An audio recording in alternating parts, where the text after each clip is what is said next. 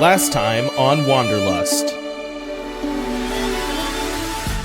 Hey, hang on, don't get too close, because I think there's a lot of ground missing under the surface here. It was like a being that could take pieces of other creatures, and they had captured the forest phantom and were offering us the chance to link up with some mushroom people. Thank you for the timely rescue. I appreciate it a great deal. I believe I need all of your assistance. You saw an avatar of that blight, something intelligent enough to speak and give its goals words that you could understand, and something intelligent enough to figure out how to restrain me. So you're asking us to stop it? Kill it. Kill it before it can spread. Everything she's saying is accurate. This was a fungus that was confined to an island. Adaptation happened. It was able to grow across the seafloor, hit the island, and is now spreading like crazy. I have no more agency than this mushroom that is spreading, because what the mushroom does is spread. You know, this map is looking very similar to where we are. It looks like there might actually be a location that we can head to that is for these mushroom people. If we don't find a linchpin to this whole thing, you know, like a heart or a central nervous system or a hive mind or what have you to this, I think we've already lost. Do we fully trust the forest phantom? No. I think her perspective is limited to what benefits her. It's skewed. I don't think that means we shouldn't take out the mushrooms. If we're helping her, I guess that's good for her, but it's the town for me at this point.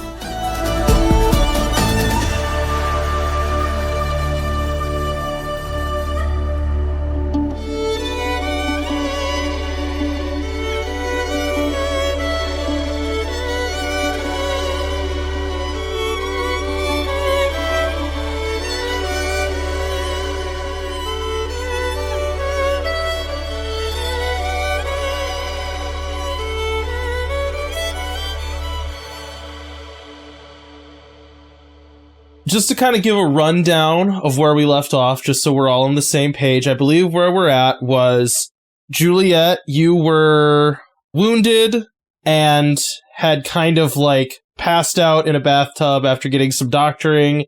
Estelle, you went home basically just to kind of sleep off the rough day that you've had. And then Fred, you had made items for... Oh, that's right. We're starting with Fred making an item for Autumn, who can kind of like pick the cool things about it, right? I think, did I say 3 cool things or 2? 2. 3. Definitely 3. I believe I said 2. So I will let you guys kind of talk about how that item looks and what it is, and, you know, role play as much of it as you see fit to do. What cool stuff are you giving me, Vinny? I mean, what cool stuff do you want? Like, what did she ask for in the original one? I don't know. It was your design last time. Vinny, you're acting like I'm someone who re-listens to this podcast. Well, let's just start from 0. So what kind of item do you want, Zach? / Autumn? I think she'd still take a spear, because, you know, it's a walking stick and a weapon. I think a way to throw and retrieve it would be useful. Not the, like, flail spearhead. But if there was, like, a way to have, like, a rope or something on the end of it, or a wire, or... Oh, I figured out why Cody suggested that last time. Was that? Because in Foundry side. It is? That's not why I suggested it. Oh, okay. Subconsciously, your brain was like, let's work this in. No, there was something very conscious that was because of that. It's a Mike Mignola thing. He has lots of weapons on chains, so... And also hookshot, you know.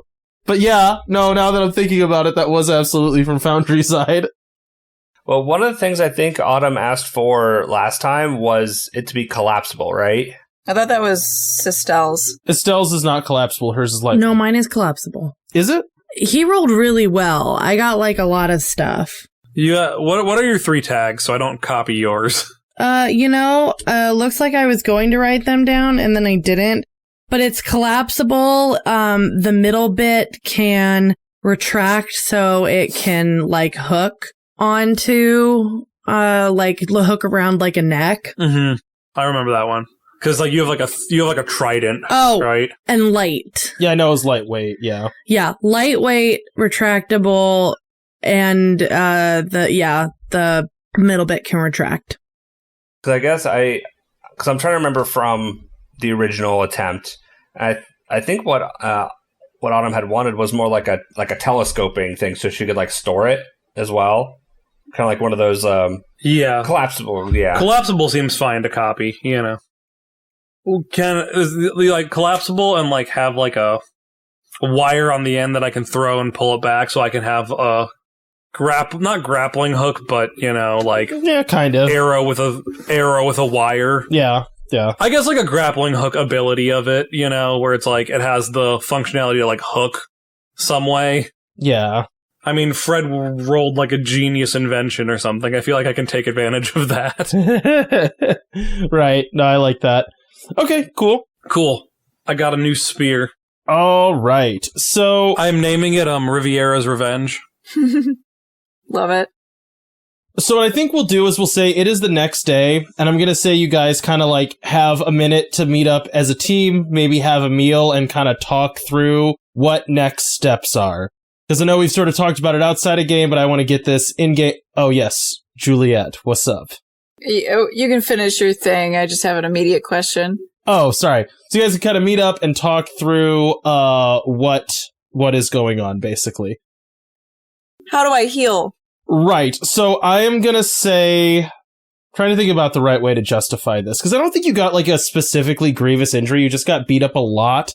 So what I'll say is, let's say you lose 2 of the like highest ones, and now you have a tag of like bruised. Yeah, you're just, because it wasn't like you broke bones specifically. That just wasn't the context of the fight. You just kind of kept getting hit over and over again. So yeah, we'll do that. I just got bruises on all my body. I'm just all a bruise. Yeah, you just, yeah.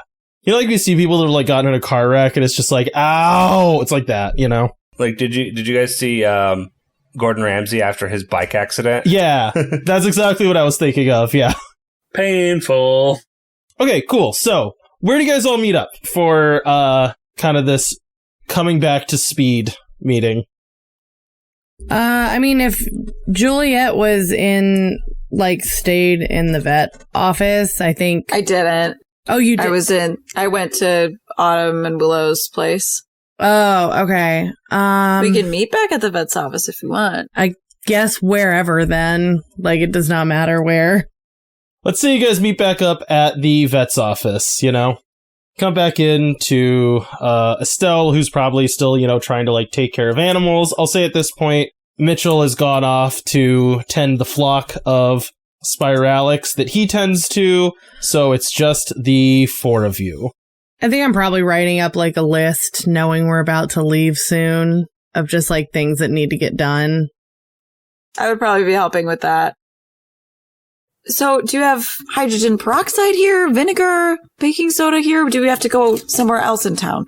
I don't know. We can... The gardens, I'm sure, has some things, but... Yeah, we can rummage through the cabinets in the back and see if we have anything like that left. I honestly, taking stock of supplies was kind of in the next round of things that I had to do, or at least update it, and I haven't gotten to that yet. So we can start digging around to see if we can find any of that, and whatever we don't find, we can go see if anyone's got anything like that left over. Because am I correct that like something like vinegar would be able to take care of mushrooms? Maybe it's like a pepper spray type thing. Yes, vinegar, hydrogen peroxide, sodium bicarbonate, all of those you can make a solution with water and the proper amounts. And she like holds up her calculations here, and any of these can be applied as a fungicide. I don't know how fast they work, but they are antifungal. Well, and I don't know. I highly doubt we would have enough for to take care of every single mushroom or mushroom person we might see. But, like I said, use it as like a pepper spray, as like a deterrent. Right. And yes, dire situations, not trying to spread it out on every single mushroom we find, but if we find a central location that we want to prevent from continuing to grow, I think that would be worthwhile. Mm-hmm. Do we want to have Fred make us some, smoke bomb dispersal units? Oh, I suppose. It feels useful if we have something that we can throw and then run away and not have to hold the pepper spray down. Well, and potentially gas could spread a lot faster than us spray bottling something. That's true. Now, I'm going to say I love that idea, but, that'll just be a Fred rule to make that happen. No, I think we should also have the spray bottles, as our normal application. I just think if we need to book it, Oh, no, absolutely have a couple of them on hand. I also think we should be equipped to use fire as another deterrent, as a more immediate deterrent, perhaps, since I don't know how fast these other things will work. Wasn't the guy you met, super not afraid of fire? Well, but he wasn't a mushroom person. He was like a goop person. And now I will say, I don't think, based on what he said, I don't think that was an effect of him eating the mushroom. Sounded like either that was him prior to the mushroom, or prior to changes from the forest. But either way, it sounded like it was prior to the mushroom. We didn't try to light him on fire. I don't think anything really likes fire except for maybe the Blighthounds. Well, and didn't Maul specifically said there was a mushroom person? Was it Maul that said that? Lance said that. Sorry, Lance said that. Didn't Lance say there was a mushroom person? I don't remember that. That's relatively new information, kind of. It was implied. He's dealt with odd things by his town. My point is, if there is something like that, that doesn't sound at all like the goopy thing that we saw and dealt with. That's fair. I'm just curious how much of this is how many different types of mushroom things there are, if there's more of him. If we encountered, if he's a tree root, that's going to look substantially different from a leaf, but it is not the only tree root that is there. Does that make sense? It does. It does. I mean, I think we prepare for some kind of spreading mushroom thing, and then everything else is just... Well, I think we have a diversity of deterrents here. We have fire, we have our sprays of 3 different types, and... I think at this point we all have weapons. We have weapons, and we have, hopefully, a more mist dispersal from Fred. Is that something you can do, Fred? Yeah, I can try to build something like that. He tries to build something like that. Well, and we can get to that in a second. So, okay. Moving on though with the planning of what you guys are doing next. I think that covers our defensive options. So I think the next question is, where are we going? There's a lot of places on this map that we have that we could go. So I think my personal opinion is I would like to avoid what's the part that's labeled as a stronghold. If it's anything as big as Bug City was, I don't think the 4 of us are going to be able to take it down. So my personal suggestion, based on the map, would be to follow the river up toward the mountains.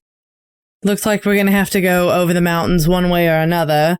And then either continue north along the river, the river that's going north to south, or cross it at some point there, and then just keep making our way north, kind of around the stronghold.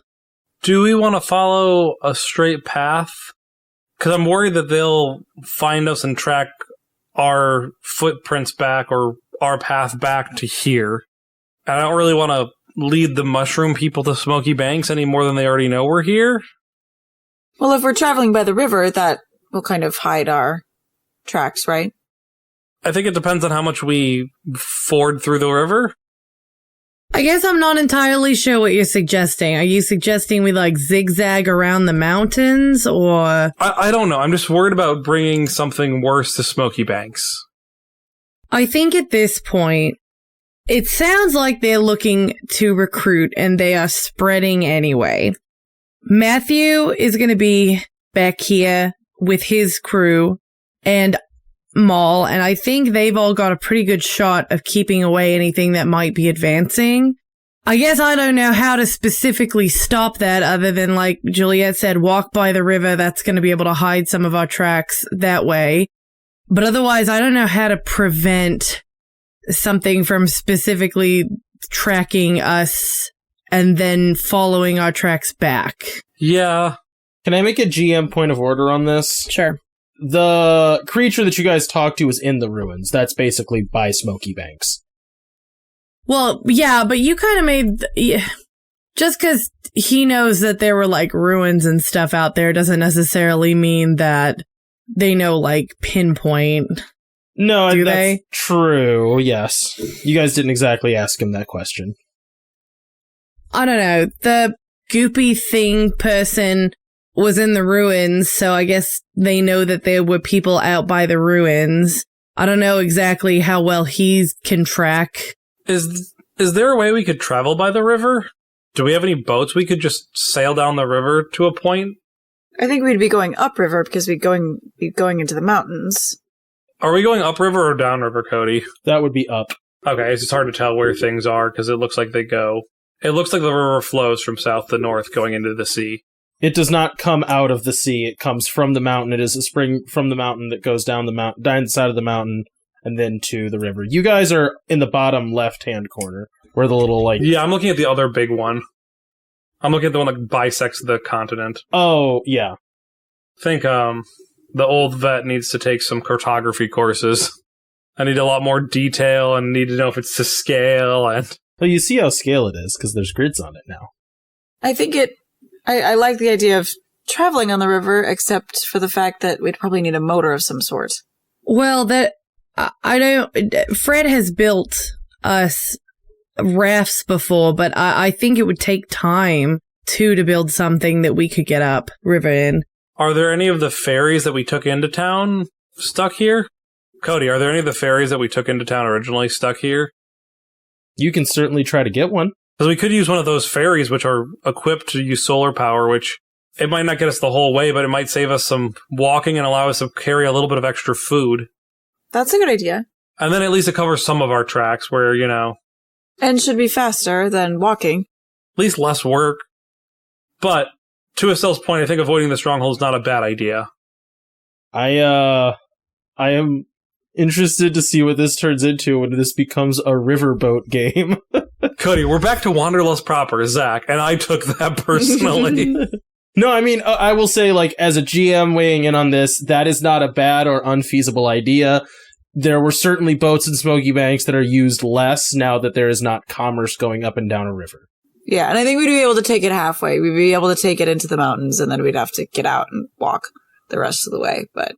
Yeah, I mean, like, if we follow it to, like even now, just halfway up the river, that's a lot, That saves us some time, for sure. That saves you quite a bit of time, yeah. And as I was saying, even if it doesn't save us time, we can just load up on food for the time it's not saving us, because we don't have to carry the food on our backs. Right, and then that becomes our base camp. Yeah. Kind of, like, out in the wilds, yeah. All right, well, let's get finding materials. Is there anything else we need to discuss before we start doing this? When are we leaving? Maybe let's, if we can, plan on tomorrow morning, give us enough time to get everything, give Fred enough time to build his smoke bomb things. That should give us more than enough time, but I would prefer not to set out at night. I agree. Estelle, do you have extra masks here in the vet's office? I should. If not, we can cut up some of the old, like, doctor coats and things like that. We'll make it work. All right. It might be overkill, but if we're going into a place that is filled with mushroom spores, I'd feel better not breathing those in. So, just something I wanted to pack. I'll take one. So, what I'll say right now in terms of packing, just as a DM, this is something you guys need to work out in detail. you can have essentially infinite carry weight on these boats. For 4 people, this would be, you could not laden it down with too much stuff, really, unless you got stupid. So, I'll say food, you can be kind of generic about, you bring packable food. Is there anything else that you want on the boat? Besides, like, the stuff that it would come with to move itself. Do we want to bring Fred's big laser mirror thing? Ooh, that's not a bad idea. You could bring that. Did that come back with us? I'll go with yes. I think yes. No, I think a good majority of that is an art piece. Oh, you're right. But I'll let you make the determination of that, Cody, because we use that to make, like, You did use that to make an art piece. Yep, that is true. I'm sorry, Fred. Sorry, Fred. It served its purpose. It's fine. I don't think we really need a radio relay station or anything like that.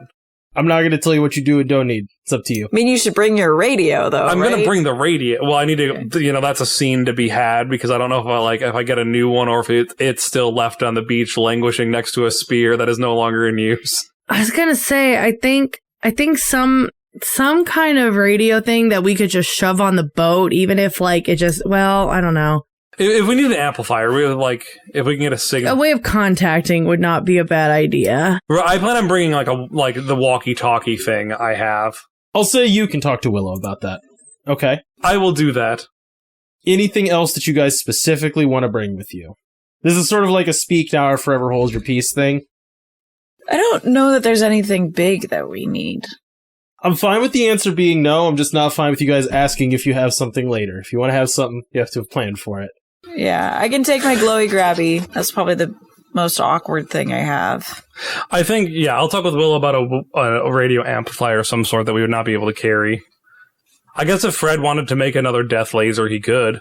Would be another roll, but yeah, I think that could be done if you super wanted it. I mean, how much time are we giving Fred to make stuff? Well, let me say this. If you want smoke bombs, that's a day. If you want a death laser, that's another day. So it would delay your leaving by a day. And I will say, there isn't, like, a super huge ticking clock on this, but there is a little bit of a ticking clock. So, like, the time passing will affect some things. But we are saving time by taking the boat, I think. You will be saving time by taking the boat, yeah. Also, Fred, if you wanted to bring, like, an anvil or something bigger to make more stuff on the ship. I mean, that's a possibility. I will allow that. Put it on your sheet. Put it on the list. There's no point in saying no. It's like when you have like an extra 2,000 pounds in Oregon Trails. Like, are we bringing this family stove? You bet we are. We got space to spare, everybody. All right, I think that's it. I can bring antibiotics. I want rope. I want an absurd amount of rope. That's fine. I figure that's a normal thing a ship would have, but I'll declare it. Okay, cool. So I think what's going to happen next here is you guys kind of get to pick your boat. So we're just going to do the fun thing of just everyone gets to tell me one thing about the boat, and then we're going to name it. Everyone just says respectable, and we'll be done. I'm just going in order as I see pictures. So Caitlin, you're going first. Tell me something about this boat. Okay. It has like the solar panels, but it also has a contingent of poles because like when they got stuck, like if they were in a spot where there was not enough sunlight and the solar panels weren't working, they had enough poles for like a lot of people to push it. So we are armed, equipped with a bunch of like 10-foot wooden poles. I am going to kind of add to that. It's basically like an e-bike for boats. It's kind of expected that you're helping it along, and then the motors like just kind of keep that from being miserable. You know what I mean? Yeah, so I'll say we have like 10 sturdy 10-foot wooden poles. Sure. Is that fair to say? Yep. All right. Mandy. Would it make more sense for us to say that it was like built to be a speedier boat or built to hold more stuff? I think this is a cosmetic choice. So if you wanted to kind of be like a smaller, nimbler boat, we could say that. And I'll say that could provide some advantages. And if you want it to be like a pretty big barge, that will also provide some advantages. I'm kind of thinking, I'm leaning toward the smaller, speedier because like we're not trying to take like furniture or anything with us. Like, all of our stuff is, even though we're bringing like extra food. There's only 4 of us. Yeah. There's only 4 of us, even though we're planning on bringing extra food. Like, that's not like something we would need a big barge for. Because my thought here is less getting out and more coming back. That would be a huge advantage if it was a little speedier. Yeah, makes sense. All right, Zach.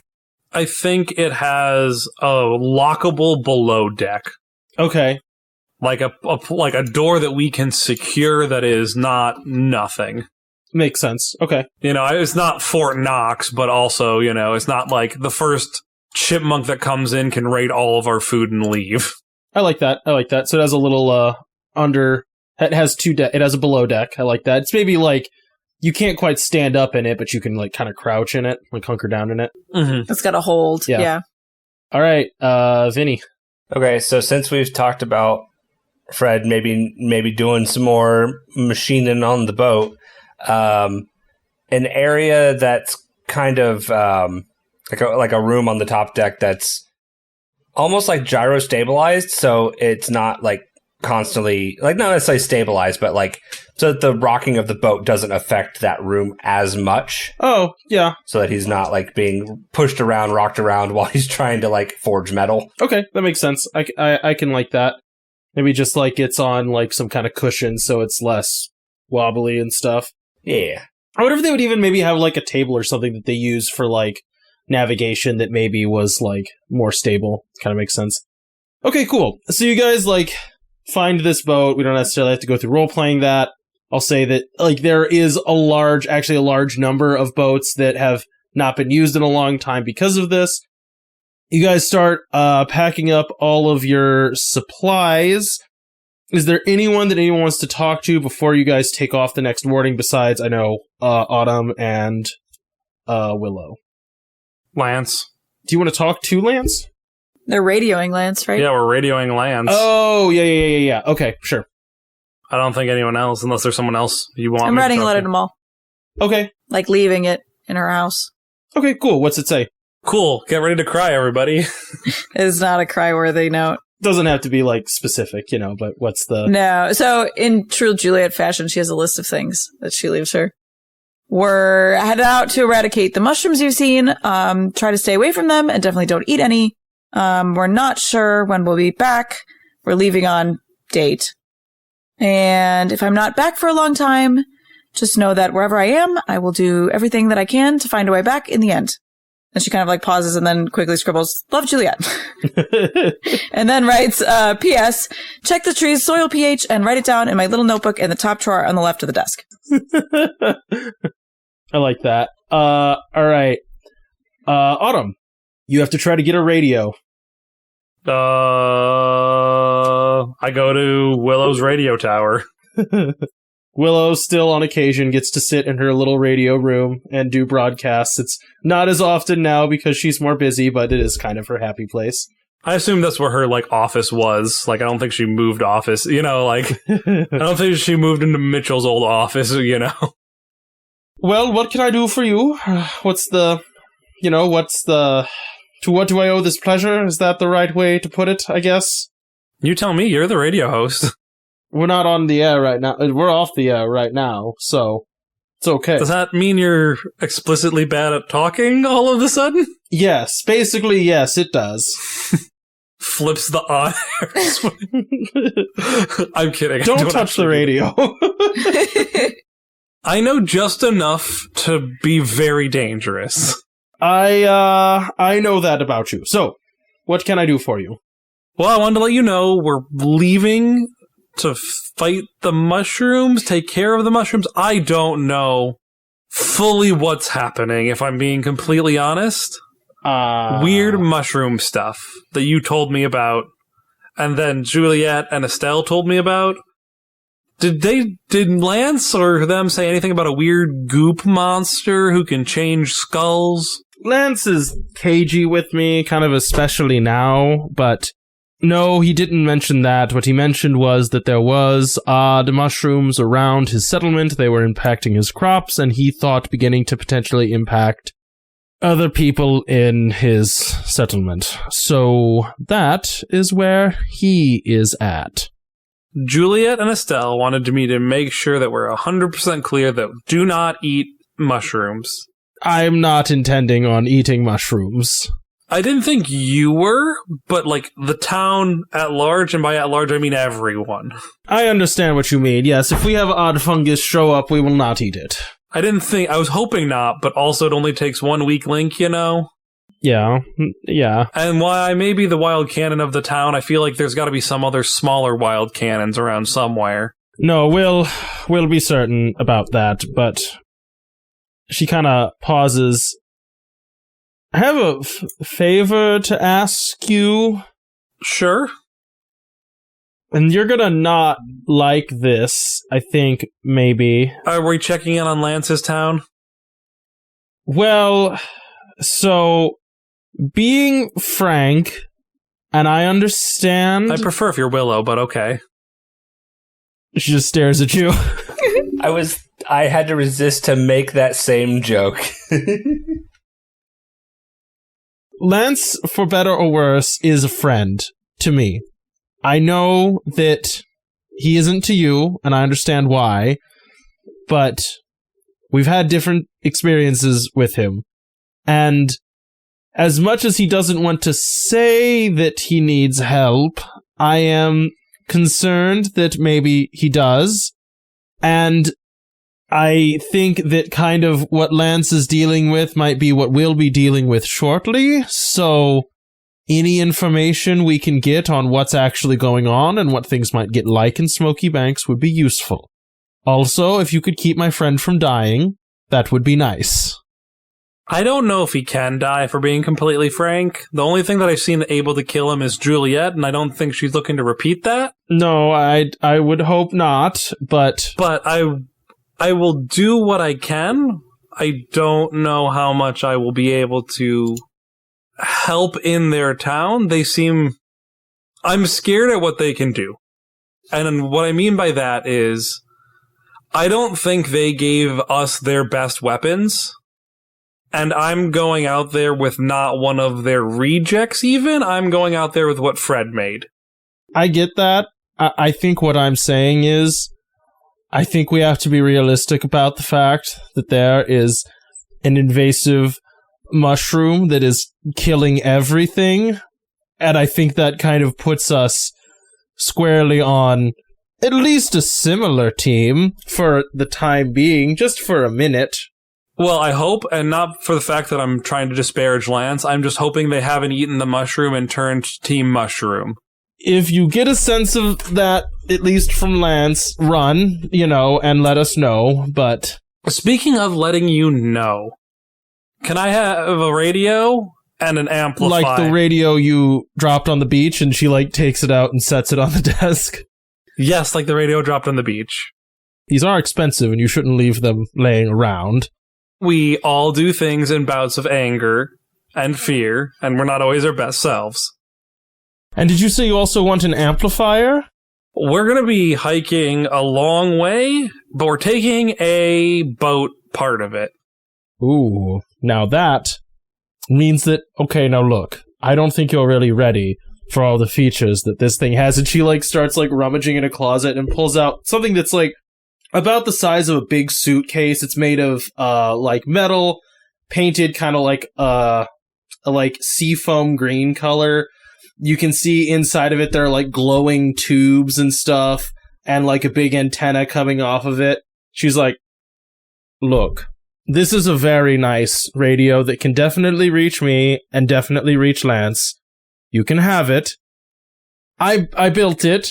Try not to break it or lose it. Now, I know it's really heavy and I know it's going to be on a boat, but maybe don't sink it.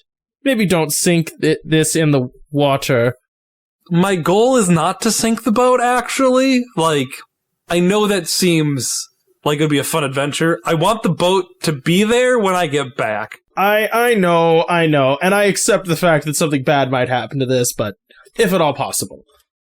We're probably going to be leaving this boat docked for a week, or I won't be by it. But if I can tether? Is that the right word? Tether onto it and then send stuff back to you? That's the goal. Okay. Yeah, that will do. She kind of pauses and looks around. Are you leaving tomorrow? That's what Estelle wanted to do. I understand.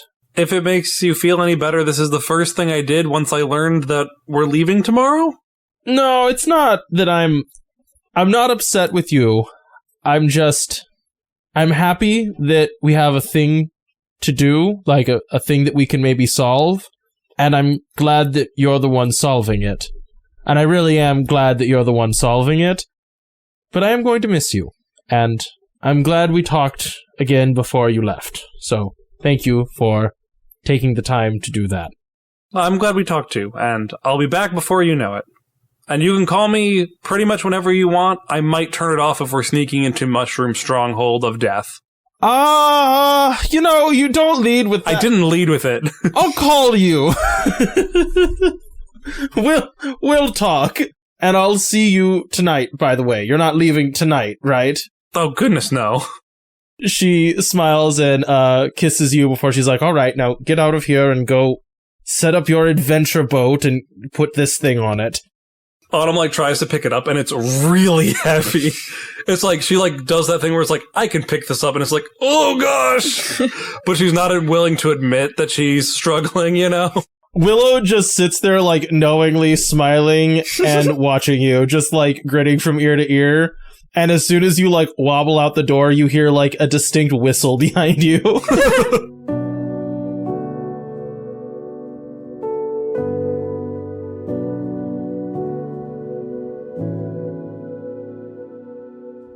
Oh, there is one other person I want to talk to. Who is that? I want to talk to Teddy. Oh, okay. Or Tetty. I don't honestly know where you would meet Tetty, because he's, sort of subterranean and a bug man. I figured I thought he lives in, the ruins. He kind of just, they, chill out there. Oh, no, if you can, say his name to the ground and he just comes to you. Oh, yeah. Because he can hear that. So you said you thought Tetty lived in the ruins. Lived being the key word, because what ruins? There's still some left. There's still ruins left. It was just a part of it caved in. So I'll just say he, slurps up uncomfortably out of the ground, just, right next to you, and it's just hello. That is pretty cool, I'm gonna be honest. How you just dig so easily. Oh, we do not dig. The tunnel system is extensive. It's impressive how extensive it is. Well, when you have many, many, many drones that can work endlessly, it goes quick. Are your drones doing okay, by the way, with the whole change of scenery? I know you said you're used to it last time we talked, but are populations bouncing back? The population is stabilizing. There is much to do, but there is food that they can eat. So, did you guys check out the giant pit to make sure that there's no, way for the weird artist freaks to come up? He puts up an arm, and then just, a part of his mandible sticks up and goes, I've seen this gesture. It means yes. You are really studying humans well. I do. People do not always find it comfortable when I lurk. I mean, I've kind of grown used to it, you're a nice, background presence, like bugs in the summer. Tetty just kind of, pats your shoulder and goes, you're not always aware. Yeah, I figured. Anyway, other thing, if the builder beetle population is stabilizing, we should fix up the walls where we can. I've noticed a lot of cracks and damage to them over the past few months. I can begin work on this. I will coordinate with Matthew. He seems to be in charge of walls. The other thing to coordinate with him is you guys should build a trench and fill it with a fungicide in case we get invaded by giant fungus people. Oh, that's an interesting idea. Don't eat mushrooms. I know you guys can eat anything. Don't eat mushrooms right now. We cannot eat anything. We have specific things we can eat. We find out by allowing builder beetles to eat them and then seeing which ones die. Don't eat the mushrooms, at all. Don't let them eat them, because they'll turn into a mushroom envoy and start infecting everything. Tetty kind of tilts his head to the side and goes, I could coordinate or isolate a section of population and allow them to eat mushrooms and see what effect it has. I'm going to leave that up to Matthew, Willow, and the rest of the town council. You know, if they give you the go-ahead. You can see Teti, like, his, like, pincers and stuff are, like, clenching and unclenching. You can see his face is, like, swirling weird colors. I wish to find out what the mushrooms do to the builder beetles. Just clear with Matthew and Willow. I'm not going to be here. Teddy. Yes? That's an order. You see, like, Teddy's face changes to, like, a fixed color and just goes, fine, fine. Sometimes a lack of imagination is difficult, fine. And, scurries back underground. The lack of imagination isn't the problem, it's that I have too good of one. So I want them to build a trench, like, at least in the direction of the mushrooms, and fill it with fungicide. No, it's a good idea. Does salt stop fungus? I don't know. We can say something. We can say you guys can try to do something with it, yeah. This does not need to be a scene because it's just going to be a lot of repeating stuff, but Estelle would touch base with Matthew. Okay. Just to let him know what is potentially coming our way and that we're leaving and that she will touch base with him via her stuff when she can. Okay, cool.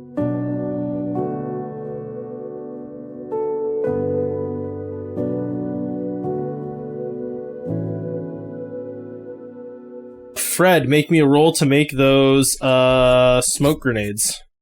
Yeah, let's make some smoke bombs. That's a 5. Oh, okay, so you have 5 of them. Oh, all right. So those are single use. You can use them 5 times. All right. So we'll say, you guys have the evening to chill, have, I want to call Lance still. Oh, I forgot about that. Okay. Do you want that to be with the group?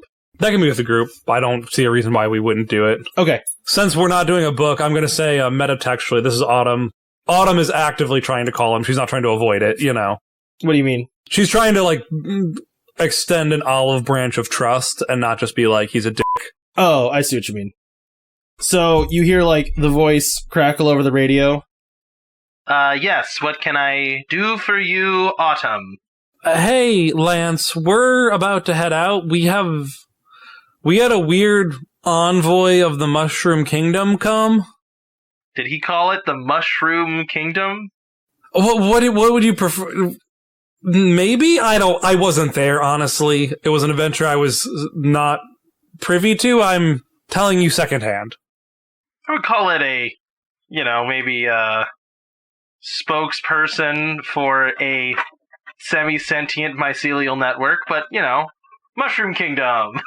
That's what Juliet called it, and I still said Mushroom Kingdom afterwards. Anyways, okay, alright, so you got a visit from something else that's sentient here?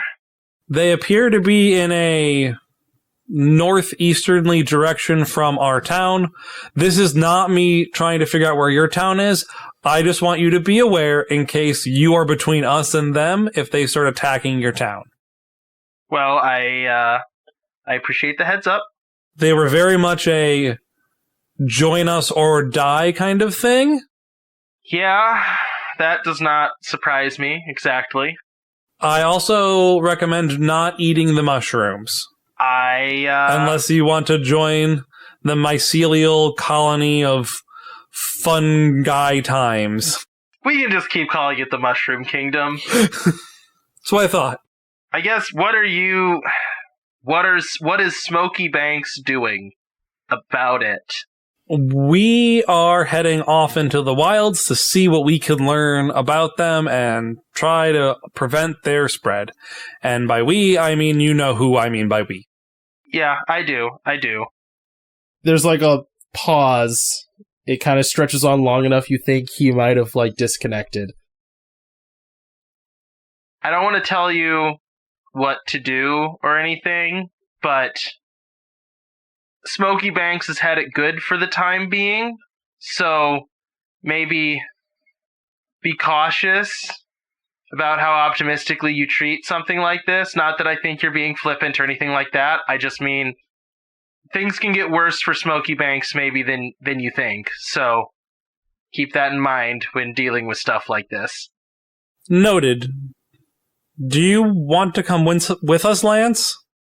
I think what I want doesn't matter. I have responsibilities. Is there anything you'd like us to do while we're out there? Is there any way I can help you? When you say that, you just you hear like the click of Lance pushing the button to like talk, and then you hear another voice come over the radio. Sir, she got out. And then you just hear Lance just go, we'll talk later. And then the radio goes dead. I turn to Juliet. I told you Mushroom Kingdom was a better name. Why am I here? We said we were in a group. Oh, okay. We did say we were in a group. And then no one but me talked. I thought it was just you talking to Lance. This is like my talk rock thing where like when I run D&D, I'm like, first item you all get is talk rocks. You can all hear each other. That's why I assumed that I knew everything about the goop guy. Yeah, no, that's fine. Yeah, at some point you've been told, yeah. All right. Evening. Anything else anyone wants to do before the next morning? I don't think so. I don't think so. I guess touch base with Mitchell too, Mitchell too. So I'll say the next morning, Estelle, like as you guys are all loading stuff up onto the boat, it's kind of a chilly, misty morning as you guys are loading supplies and stuff onto this boat. Willow's there, Matthew's there, a few other townspeople are, probably like Ruben and stuff like that.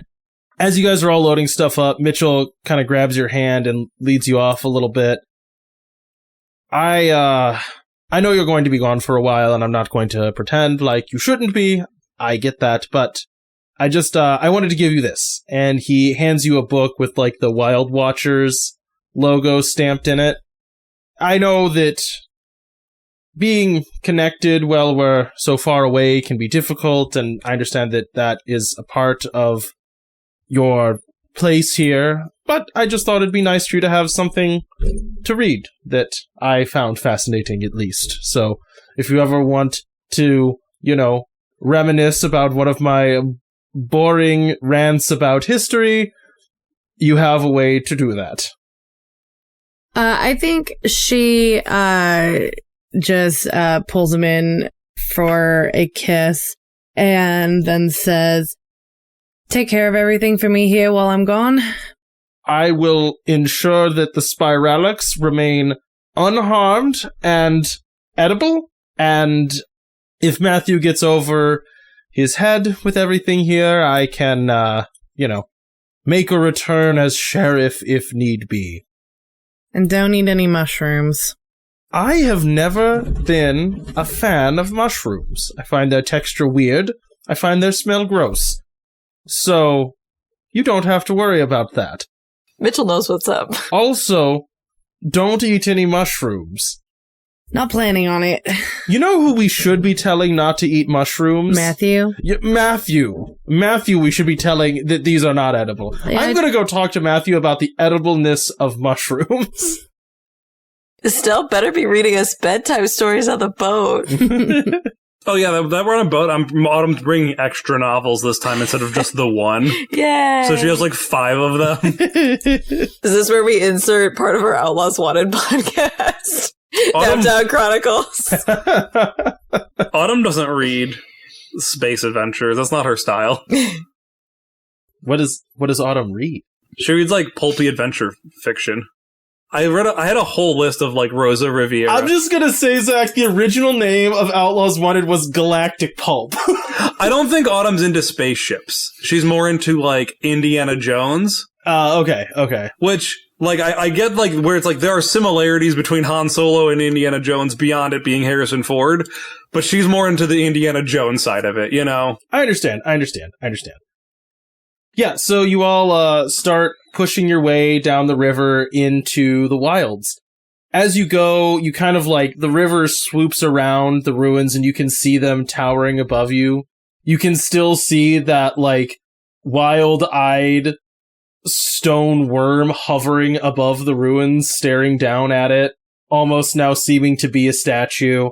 The builder beetles clearly have colonized an area, and like the landscape has changed from that. Like, all in all, what you can see going away from Smoky Banks is how much just the area around Smoky Banks has changed significantly since all of you have been there. It has been a wild change to the landscape, even stretching out. Like, once you get past, even just the presence of more spiralics that are now being, like, cultivated has changed the way the woods look. You can see that certain plants are being cut down to leave ones that the spiralics like to eat. So what you're saying is it's wild watching this change?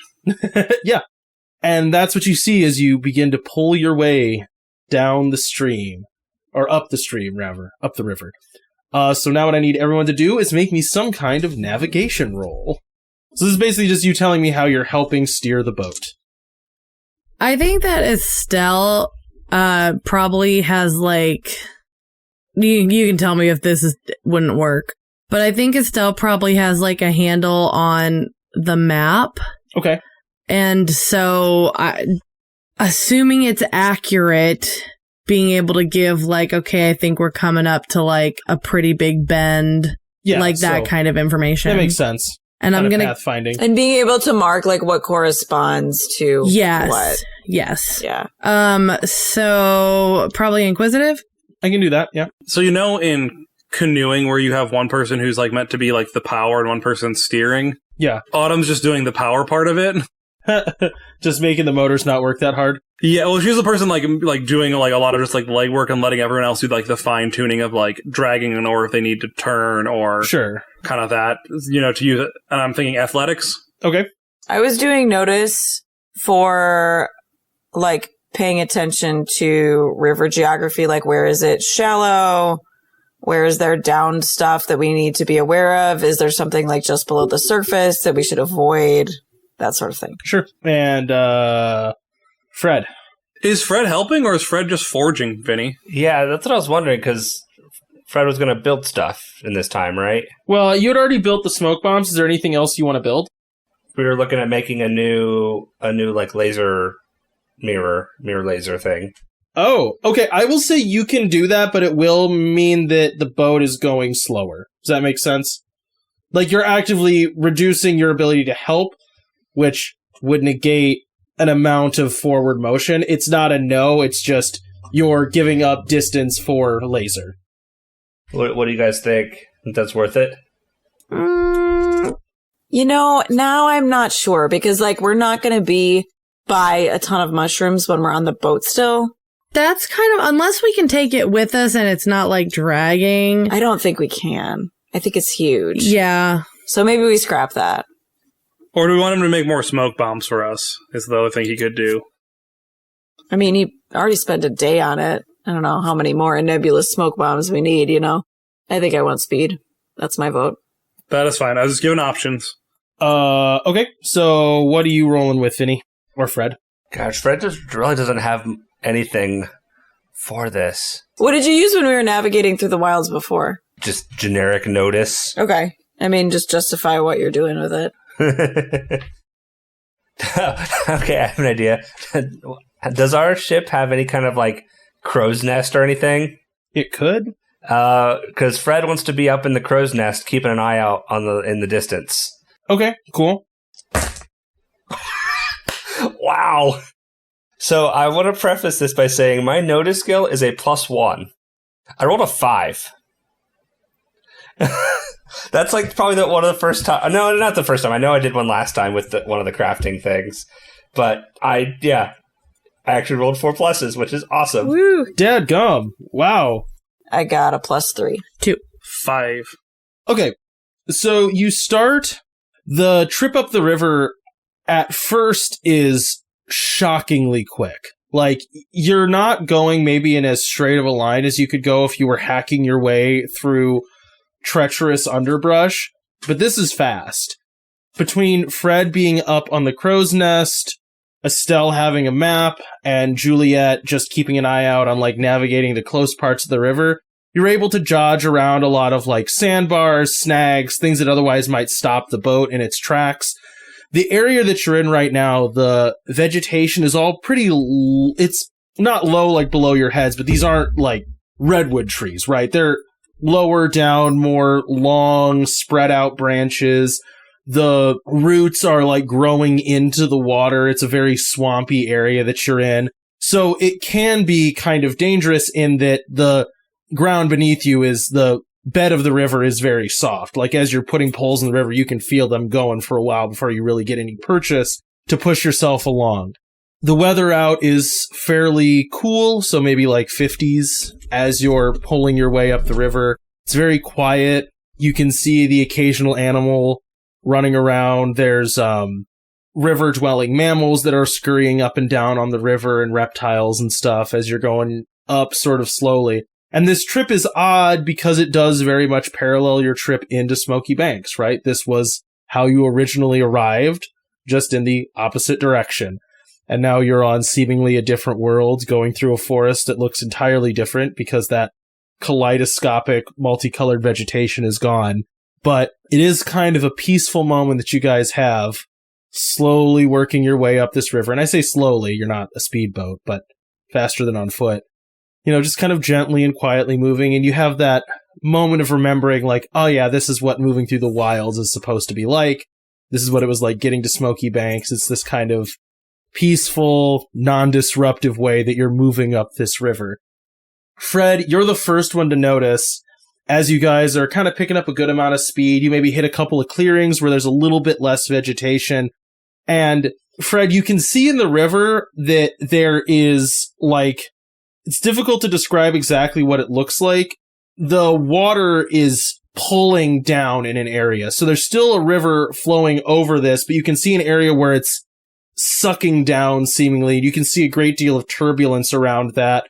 There's some rocks, stuff like that, that is all broken up and stuff way off in the distance across the entire river. And this water kind of like not flowing down, but it's kind of like sucking in from both sides, if that makes sense. Okay. I get everyone's attention and point that out to everybody. So it's not a waterfall, is what you're saying? It is not a waterfall. It is an area where there is broken rock, but the water level dips there. Does that make sense? Okay. But it's like from either side. Yes, it doesn't look like there is a drop in elevation. If you're like looking across the bank, there isn't like a step down or a step up. So is it like a rapids then? Or I guess it's more like there's a trench in the water and it's like dipping into the trench and then going out. Yeah. Okay. Well, we kind of have to go through it, don't we? Or we dock here and give up our boat. Unless, is there another option that I'm missing? Cody, can you mark on the map where we got, how far we got? Oh, yes, I can. Sorry, I'd alt-tab to something else. How dare you? So understand that, like, the little image of the ruins is not, that's not drawn to scale. That's just, like, a landmark, so it's drawn big. But you would probably be around, like, here. Oh.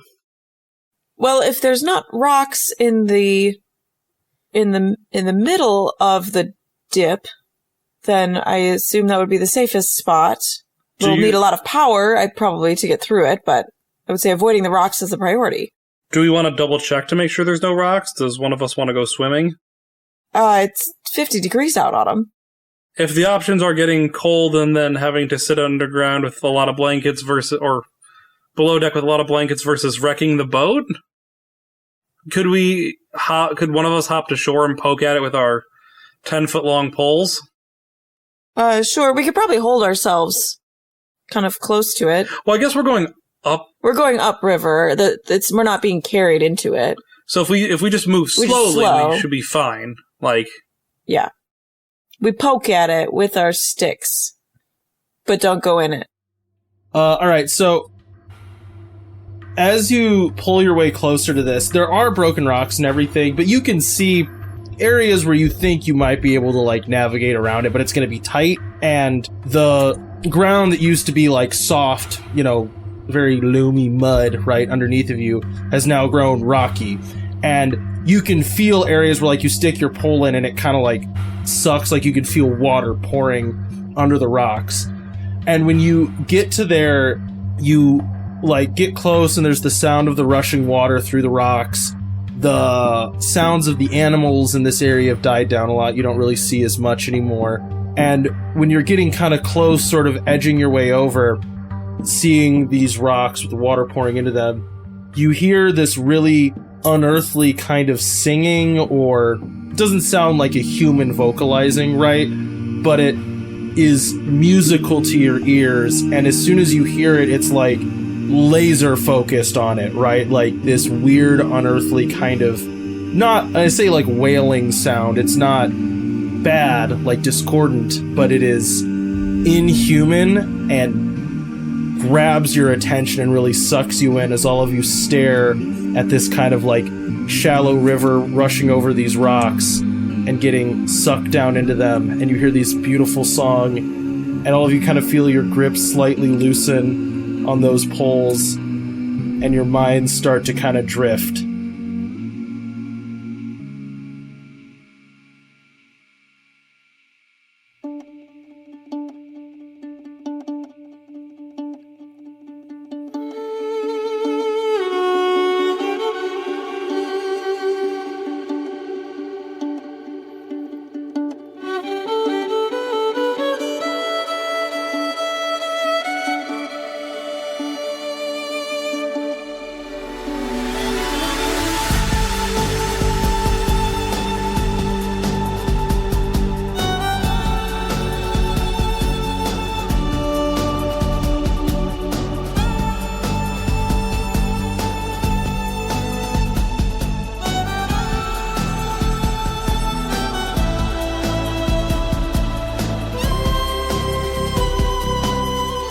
Thanks for listening to this episode of Wanderlust. Music for this show is credited down below. If you like this campaign, you can find more of our shows at the Wandering Gamer website or on Podbean. You can also find us on Twitter, Instagram, Facebook, YouTube, and Twitch. Links in the description. Now bear in mind, in the wilds, some wander to get lost, and some wander to find themselves.